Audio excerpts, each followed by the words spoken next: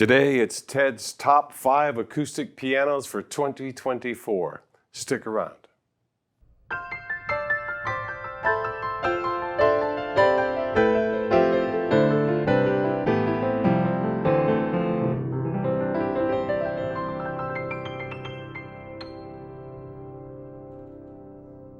Hi, this is Ted Barsley with Alamo Piano Galleries. If you haven't already, please subscribe to the channel. And if you have any questions or comments, go ahead and list those. We like to interact with you. And also, if you have a recommendation for a future video, we're working on some at the moment. And also, if you have not ever shopped our website, please do so at alamopianogalleries.com. And you'll find a lot of in fact, you should find every single one of these keyboards that I recommend in this video somewhere in our library. And when I'm talking about top 5, this is something that I just didn't, I ended up picking them myself. But at first I went and did some research, and it's kind of interesting because I found out that a lot of the terminology has folded back onto itself with the internet. I went in to look for top 10, top 5 favorite top-selling acoustic pianos, and 70% of the listings were for digital pianos. And immediately I thought I attribute this to a couple of things, because in this day and age, and I've heard some comments in the last couple of months where people say, well, you don't need a piano, just get a keyboard. So for the majority of the population, a keyboard is interchangeable with a piano. But for me, it's not. An acoustic piano is an acoustic piano. It's a stringed instrument. It makes its own sound. It has its own sound source, tone generator, all that kind of stuff. It needs to be tuned. Anyway, acoustic pianos. And I found out that in my top 5 list, I'm actually coming up with about 9 or 10 because I have some side-by-sides, which actually take up one spot. in no apparent order. First, I listed the K15 and side-by-side with the K200.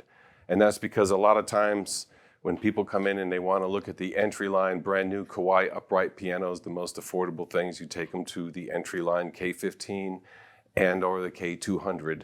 And if the K200 is right next to the K15, they never look at one without looking at the other and playing them, so on and so forth. So that is my number 1 pick. And I believe, I don't know how we're going to do this, if we're going to clump all these together with the sound sources, but I was doing one after the other. So this should be a K15 and a K200 side-by-side demonstration.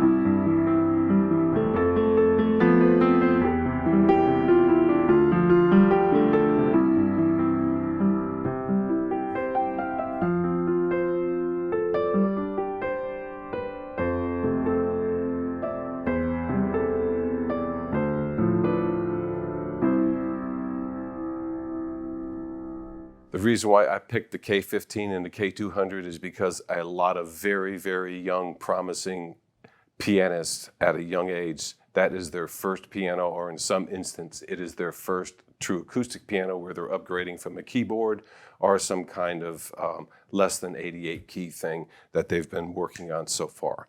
And the Kawai action is one of the most sought after actions, and these pianos have a great, great action to them and a great overall sound. And there's years and years of piano growth in that. So by the time they move off of these instruments, they're going to be looking for a decent grand piano, which brings me to number 2, the GL10. That is one of the top selling grand pianos. It's a 5-foot Kawai entry line grand piano. It comes in ebony, and it comes in snow white. That's the name of the color, which is like a polished white or ivory. Actually, it's more on the white than it is ivory. It's called snow white because it is white. And also comes in Ferrari red. And they are great instruments. I've tuned, I don't know how many of these things. They tuned wonderful out of the box. All of the Kawai pianos tuned great right out of the box. And that's what I like about them. They're fun to tune, and I usually get first crack at them. So the GL10 is also one of our top selling grand pianos, not just here, but nationwide. And I believe worldwide is a top selling grand piano. The GL10 is a phenomenal instrument. And both the GL10 and the GL20, which you could include here, are basically Kawai's baby grands. So let's have a listen to those.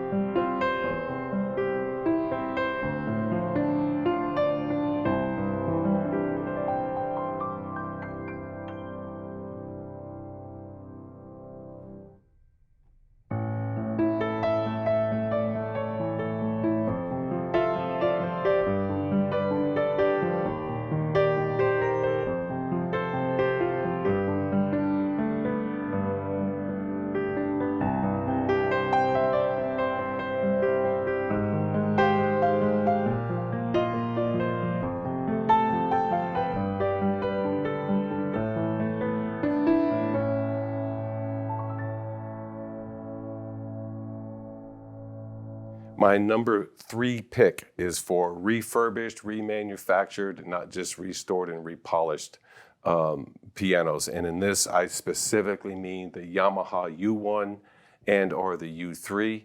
And occasionally we get the older models of what are the K300 and 500 Kawais that have been remanufactured or refurbished. These are great common sense purchases because you're getting a phenomenal instrument that is essentially like brand new. It does have a somewhat limited warranty to them, but there's not much that's going to go wrong with a new repinned, restrung, reanimated action refurbished piano. They're actually remanufactured for the most part, and they are phenomenal instruments. We have a wide variety to pick from here, and this is my number 3 choice because these are a great economical purchase. Let's have a listen.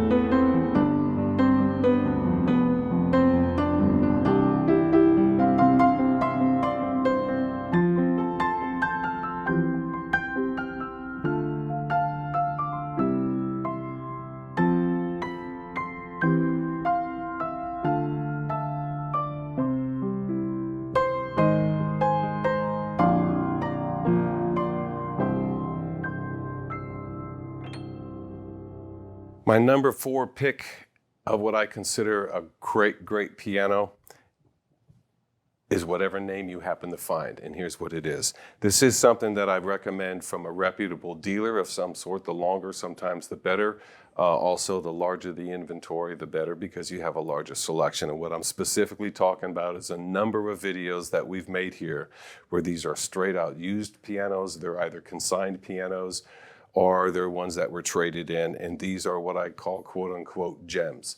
They can be either an upright or they could be a grand piano, and most of your dealers and most people that are involved in the piano industry know these pianos. Some of them, they vary, and sometimes it's an older manufacturer that's no longer in business, but there are certain years of production and certain models that are sought after. Some that come to mind are some of the Kimball V&Es, whether it's an upright or a grand piano. They feature specific English-made Schwander action, and they play and sound great. They also have special types of soundboards that are placed into them. Kimball used a lot of imported Bosendorfer parts during a certain number of years to make their Viennese line pianos. We may have some of those. I've also come across a number of U1s and U3s. There's a large selection of quote-unquote gem pianos. We've had a few oddities. This past year in 2024, one of them was the symmetrical grand. That was a Mason and Hamlin, and that was a really unique, loud, powerful piano for being what I called a shorty. And let's have a listen and see what we come up with here.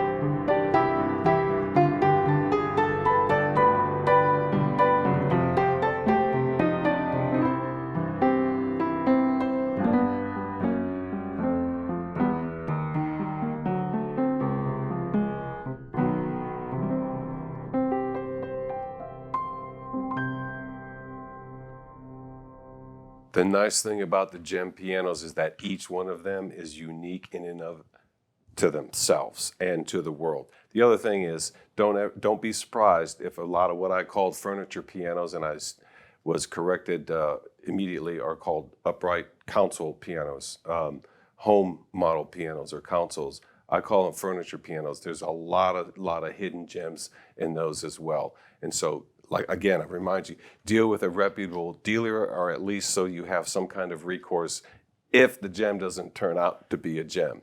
And my number 5 pick is one of my least favorite pianos to work on, but I do have to mention it here because we do get a lot of store calls, traffic, and people coming in to play them this past couple This past couple years and couple months, we've moved a number of them, but in the last year and a half or so, I can say that we've started to have more of them.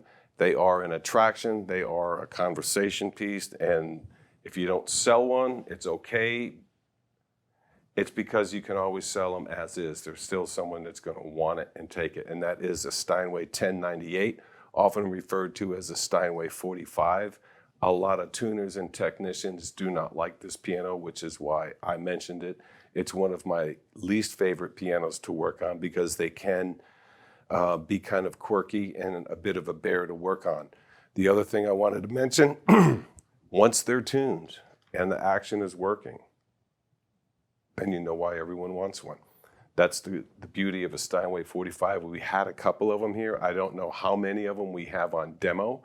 This might be the one pick that I have that we may not have any footage on, but we've had a number of them in stock, and some of the finishes are really different and unique. And basically, it's the satin ebony that everyone's looking for. But when you get a nice one that has a little bit of different decoration, it's got a nice wood grain finish on it, those are always great sounding playing pianos.